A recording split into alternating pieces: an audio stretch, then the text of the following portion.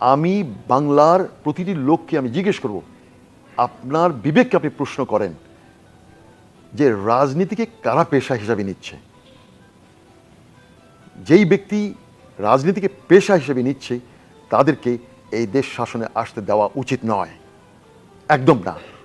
যিনি পেশা হিসেবে দর্জিগিরি করছেন অথবা ডাক্তারি করছেন অথবা বারবার নাপিত কাজ করছে, ক্ষুরকর্ম করছে, তার পেশা এটা।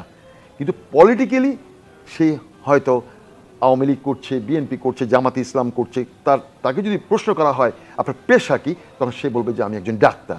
কিন্তু সে যদি বলে যে আমি একজন রাজনীতিবিদ, এটা কারা বলে?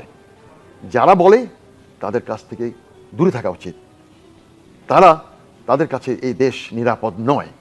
তাহলে আপনি আপনার বিবেককে প্রশ্ন করুন, বাংলাদেশের যে কটি দল আছে কোন দল রাজনীতিকে পেশা হিসেবে নেয়নি? রাজনীতিকে নিয়েছে দেশ সেবা অথবা জনতার সেবা অথবা আল্লাহ থেকে ন্যস্ত একটা দায়িত্ব, আমার দেশ এবং জাতিকে সেবা দেওয়া। এটা আমার পেশা নয়, এটা আমার মানব সেবা।